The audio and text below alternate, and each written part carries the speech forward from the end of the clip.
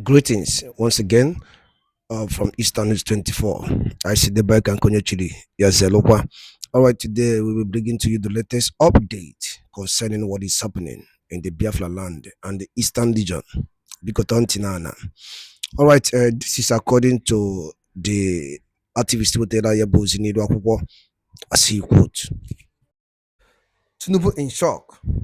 Angry North crash. Nnamdi Kanu victory. Freedom rises tension ahead of final judgment. Hear the news in details. Yes, I update Kajmakia Webia. Niba Kono Bosoro Tinkata because Tontin and Kuno know if you one night with a like Niba Alco. It gets here be forget Cabalo. Tia Qualon Kegi feature no then Kegi. Over to you, sir.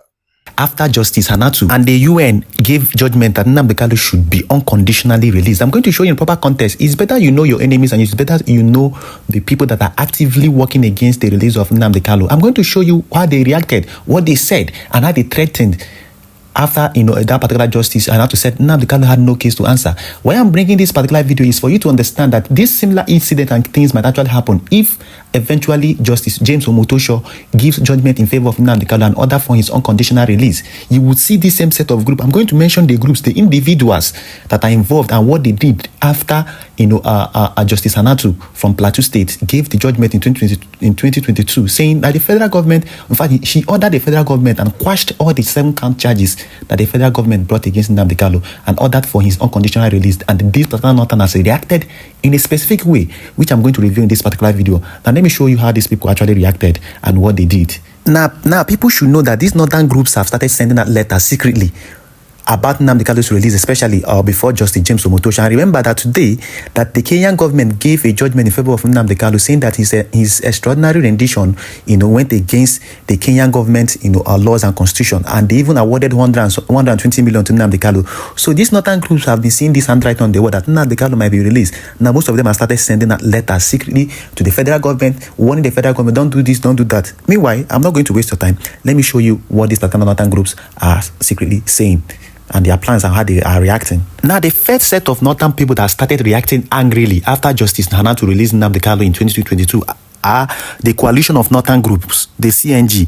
They said that the CNG, opposed the unconditional release of Kanu, arguing that it would set a dangerous precedent and undermine justice for those affected by IPOB's actions. They urged the federal government to continue his prosecution, emphasizing accountability for alleged crimes, including incitement that led to the violence and economic disruption. Now, that is just for the 2022 judgment that was given. Now, when the UN gave a judgment and told the federal government to release Nnamdi Kanu, this same CNG, look at how they reacted, that the CNG condemned the UN's demands, describing it as biased and unacceptable, arguing that Kanu's release would promote anarchy and genocide in Nigeria.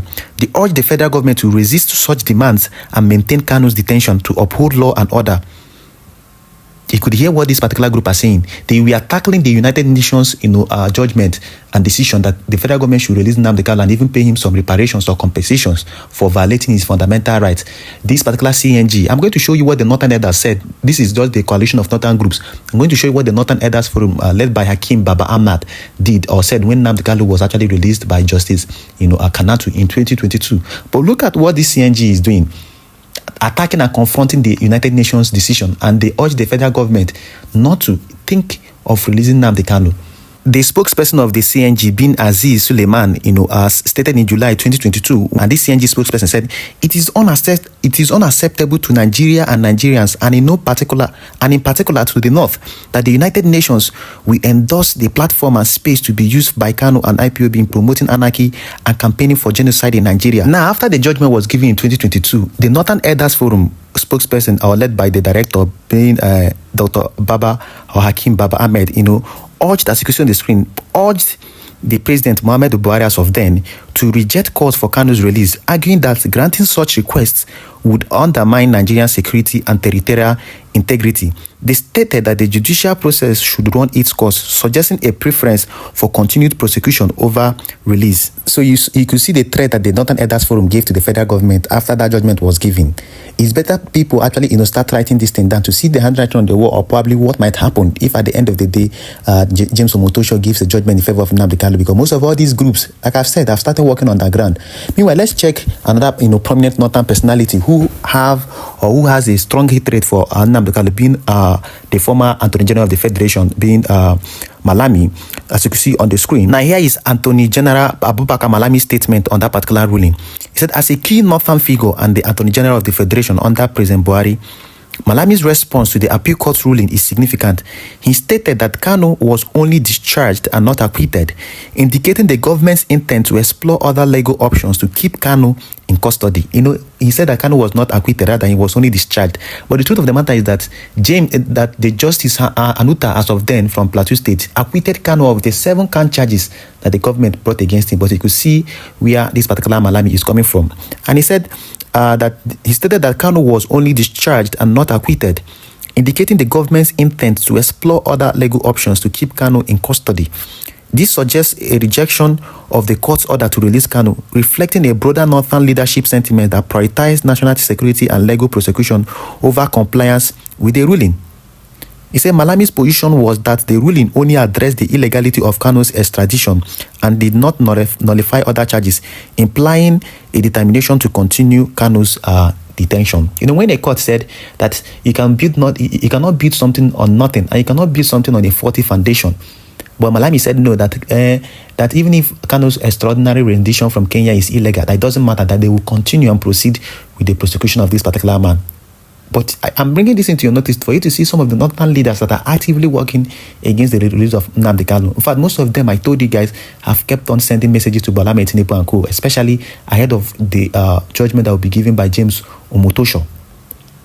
And this is why a lot of people are calling on Igbo leaders. It's time for people to rally around. The Northerners and the Northern groups are rallying around together to ensure that Nnamdi Kanu is not being released. So the Igbos must come together, which is what Father Baka told them. This is not the time to leave your brother, especially in times of travails and trials like this. We saw what happened with the likes of Sunday Boho, how the Yorubas, as a matter of fact, rallied together, came together and said, we are not going to let our own, rot in prison in Benin Republic. Most of them left what they were doing and went to Benin Republic to ensure that he was actually freed. And today, Igbo is working freely. So that is why I'm calling on all the Igbo leaders, especially for them to come together and lend their voice in one voice for the release of this particular man. Because in Nigeria, a lot of things are actually going on the ground. I can boldly tell you that wherever James Omotosho is now, he has been receiving messages from a lot of prominent northern leaders about Nnamdi Kanu's case. And the southeastern leaders, the Igbo leaders, must equally, repel these, messages that are being sent by the northerners, especially against the release of Nnamdi Kanu. You could see how they are protesting. You could see, why I brought this video is for you to see their body language when Nnamdi Kanu was released in 2022. How most of them even wanted to protest. In fact, they were protesting and even attacking the judge that gave that judgment. And most of them started sending letters to Buhari. Buhari, who is a bigot, who is one of the worst leaders we've ever had, because of his hatred for the Igbos and co. He decided to listen to what these people are saying. And went against the ruling that was given by the appeal court, and equally went against the suggestion and recommendation and ruling that was given by the United Nations. You could see the CNG, the Coalition of Northern Groups, attacking the United Nations.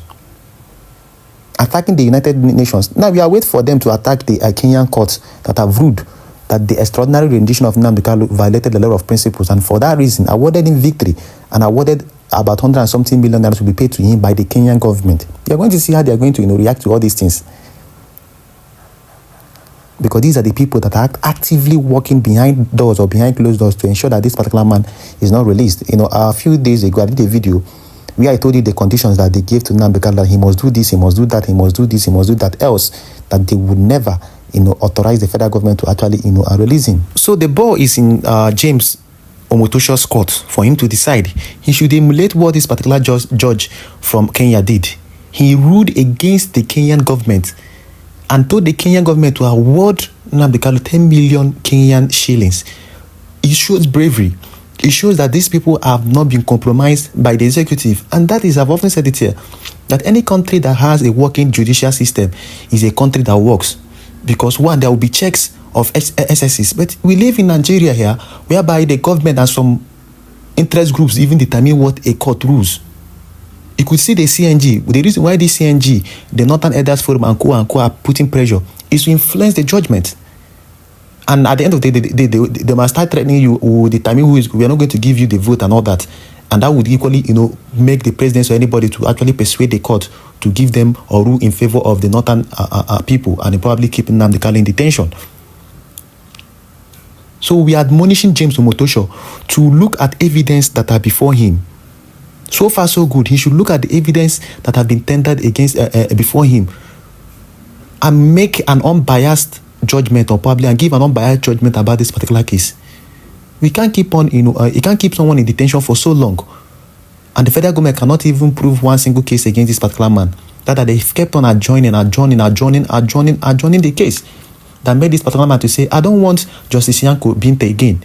That the federal government is actually using Binta Yanko to, punish him or something like that. And that was why Nnamdi Kanu told Binta Yanko, recuse yourself. You are becoming biased. Your prejudice is obvious. I don't want you to handle my case again. And it is because she might be working, or not might, she is working for the federal government. Because she had no, a stance or opinion of her own.